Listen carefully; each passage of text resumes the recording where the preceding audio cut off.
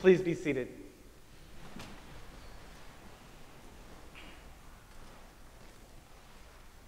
In Neil Simon's play, The Odd Couple, Felix and Oscar are roommates. Felix, someone who is rather fussy, enters the stage wearing an apron, meticulously arranging coasters on the coffee table. Their apartment smells faintly of Lysol and pot roast. The table is set with cloth napkins and candles for a formal meal. Oscar is sprawled out on the sofa, nursing a beer. "Oscar," says Felix, "could you please use a coaster? That ring is going to stain the wood." Oscar replies, "It's a poker table, Felix. The wood likes rings. It gives it character." Felix exclaims, "Character? It's walnut veneer." "Exactly," says Oscar. "Fake wood, fake class, who cares?" "Well, I care," says Felix. "I just spent half the afternoon cleaning your science experiment of a refrigerator. There was something in there that barked at me." "You threw away my linguine?" says Oscar. Felix says, "It was green." "It was molded," says Oscar. "Aged. That was my leftover masterpiece." Later, as Felix serves a homemade dinner with multiple courses, Oscar grows visibly impatient and asks, "Can we eat now, or are you going to explain the origin of every spice in the sauce?" And Felix obliges, "Well, since you asked, there's a hint of tarragon, which Felix, just give me the meat." And the play continues with Felix and Oscar trying to figure out how to live with one another. And then there's Blanche, Rose, Dorothy, and Sophia, all living together. Blanche is a southern flirt. Rose always tells her roommates strange stories about growing up in St. Olaf. Dorothy is arguably one of the most sarcastic characters in television history, and Sophia, her mother, is over-opinionated and filterless. All of them are living under the same roof, a television show that has captured the hearts of women and us gay men for decades. And then, of course, most recently, there's Galinda and Elphaba, the two witches from Oz. One is unusually and exceedingly peculiar and altogether quite impossible to describe. And the other is blonde. In the musical Wicked, Elphaba, also known as the Wicked Witch of the West, and Galinda, also known as the Galinda the Good Witch of the North, are forced to share the same suite during their time at school. But they also share a simple, utter loathing towards each other. Throughout history, there have been stories based around odd couples. Sheldon Cooper and Leonard Hofstadter, Donkey and Shrek, Buzz and Woody, Bert and Ernie, Chandler and Joey, Sherlock and Watson, Dr. Jekyll and Mr. Hyde, and in today's gospel, Martha and Mary. Martha is the kind of person who doesn't just offer hospitality, she embodies it. She knows exactly how many chairs are in the closet, how many guests are vegetarian, and how many minutes it will take for that side eye from Uncle Reuben to become a full-blown political knockdown drag-out. She doesn't just anticipate needs, She prevents disasters. If something spills, she's already blotting it. If something is tense, she changes the subject right on cue. Her mind runs 10 steps ahead. Her love language is logistics, and she's very good at it. She's the person on the altar guild and the flower guild. If wedding planners were an option during her time, she would be a very good one. Mary, on the other hand, is that friend who hears a poem read aloud and immediately says, "Say it again." She journals, but not with just any journal. Leather-bound, handmade paper, no lines. She has a favorite pen for each spiritual mood that she may have. Her tote bag is basically a portable monastery.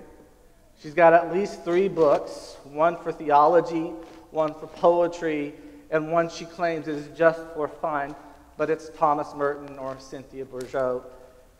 She keeps them all nearby because she never knows what her soul will need. She's the kind of person who stares at a leaf for 5 full minutes and calls it contemplative prayer. She goes outside just to feel the breeze. She calls the trees her elders. If you ask her what time it is, she'll say something like, "It's golden hour," or "It feels like Tuesday," emotionally. She's always just returned from a silent retreat or is discerning which one her spirit needs to go to next. You invite Mary over for dinner, and she brings figs, raw honey, and a bottle of wine with a handwritten tag that says something like, "For beholding."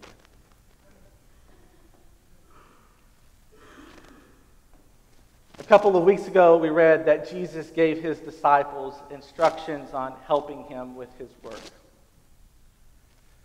Whenever you enter a town and its people welcome you, eat what is set before you, cure the sick who are there, and say to them, "The kingdom of God has come near you." It seems that according to today's gospel, Martha has welcomed Jesus. She has rolled up her sleeves and gotten to work. In a culture where hospitality was not just a nicety but a sacred obligation, Martha is doing exactly what a faithful disciple should do. The couch has been vacuumed, the good soap is out in the bathroom, and the snacks are impressive. She has lemon slices floating in the water pitcher. She is so prepared that she probably has a backup plan ready if Jesus brings his disciples. She's in the kitchen getting things done and looks out and sees her sister at Jesus' feet. She approaches Jesus and says, "Lord, do you not care that my sister has left me to do all the work by myself? Tell her then to help me." And Jesus responds, "Martha, Martha, you are worried and distracted by many things. There is need of only one thing. Mary has chosen the better part, which will not be taken away from her." 2,000 years later, in our frustration, we might say something like, "WTF, Jesus? What's wrong with being busy? Someone has to take care of the details. If no one cooks, no one eats. If everyone just sits and listens, how does the work get done?" Martha is doing what most of us do, what we have to do, to survive, to serve, to make life work, and Jesus calls that a distraction. It stings. It's disorienting. And maybe we can sit with that for just a minute.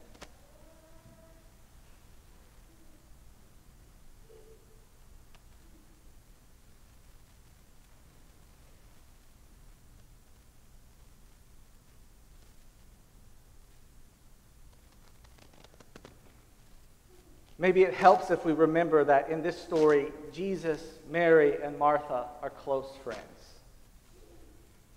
If they were not close, if Mary was just some stranger who had invited Jesus over for tea, she probably would have kept her mouth shut. And if she had said something like that and they were not friends, the laws of hospitality and social norms would demand that Jesus just nod politely and change the subject. But they don't have that kind of polite distance. They have a real relationship where honesty is expected, where they can say the hard things and still trust that the love underneath it is enough. They're so close, in fact, that a few chapters later, Jesus shows up to Lazarus' funeral, and Martha, in her full honesty, tells Jesus that if he had been here, Lazarus would not have died. Martha's not afraid to say what's on her mind because she knows Jesus can handle it. And Jesus meets her honesty with his own kind of truth. Think about those friendships where you have known each other for some time and where you have seen each other through different stages in your life. The friends that support you and gently and sometimes jokingly point out a flaw. It's been said that banter is sometimes a sign of a healthy relationship.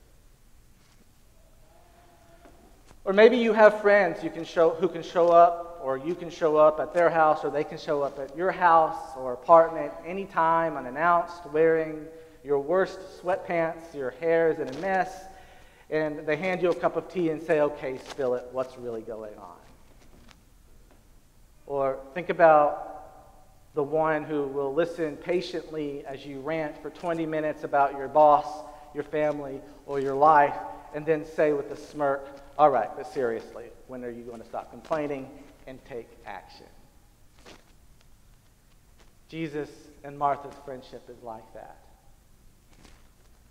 It's about being real with each other. Sometimes awkward, sometimes funny, but always rooted in love. It's a reminder for us that faith is not about perfect politeness or staying in our lane.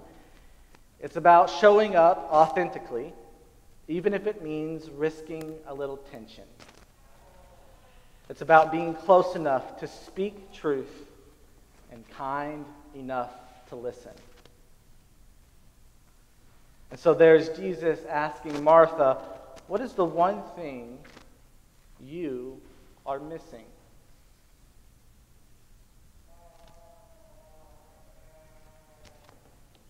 We don't get a response. We don't know what happens next, and as Reverend Audrey said last week in her sermon, sometimes there are things in Scripture that make us uncomfortable. This is one of those moments where we are invited to sit with what makes us uncomfortable.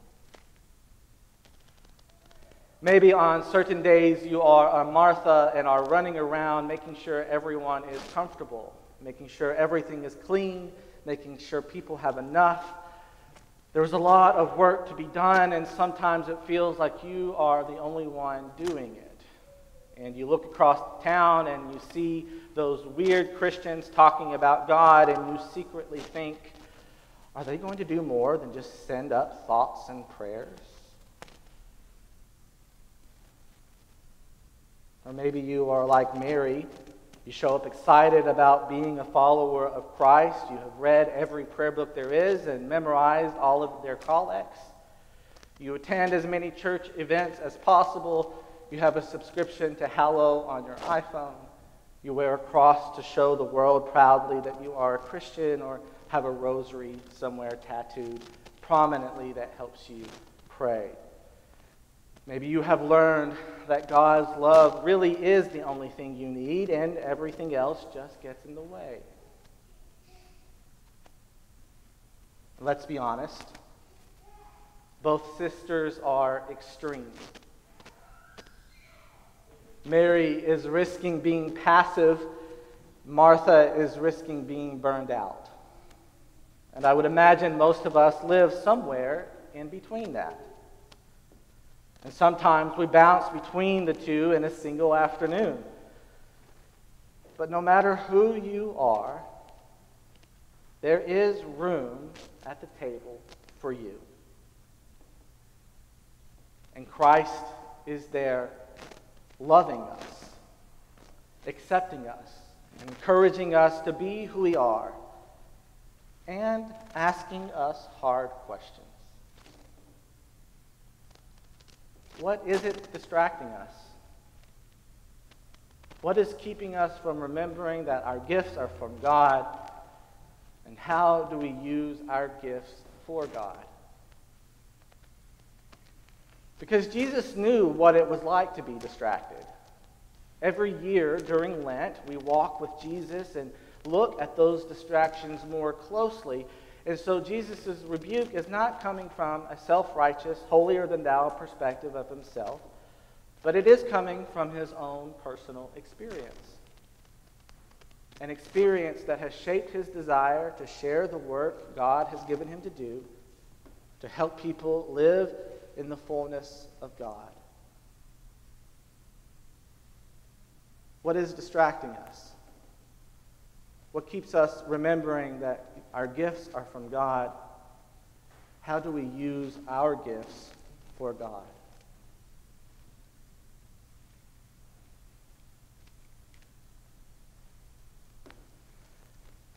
St. James has a long and beautiful story. You've just said goodbye to Reverend Melissa, a beloved priest who served with charisma and heart for 10 years. Reverend Audrey, who already knows and loves you deeply, is now leading you into your next chapter. And you're also meeting me for the first time, your new assistant, someone from Arkansas and who wears a funny hat. If you haven't seen it, I'd like to share it with you. You don't know me yet, but I do hope to walk with you. I hope we will explore together what it looks like to live in worship, to wonder aloud about the obstacles and distractions that may be preventing us from fully experiencing God's love. I'm not coming with easy answers or rigid expectations. I come with curiosity and compassion, and I am honored to be part of your discernment about what's next. Not just for this church, but for each of you. I bring with me my family, a deep love for our liturgy and Book of Common Prayer, and my experience in pastoral care and walking with people who are going through difficult transitions. I bring the ability to hold space when things are complicated, to ask good questions, to tell stories, and to name the sacred in the middle of the mess. I love to laugh, and I hope you will laugh with me. And I come not as someone with all the answers, but as someone committed to listening to you, to Reverend Audrey, and to God's Spirit moving in this place. 7 years ago, my husband and I were married at our parish in Arkansas. We were the first gay couple in our parish to be married. It was 5 minutes before the service. The pianist had begun his prelude. The people were finding their seats, but Jose was nowhere to be found. I met the priest in the sacristy, and she was completely vested up. She looked at me and said, "Where's Jose?"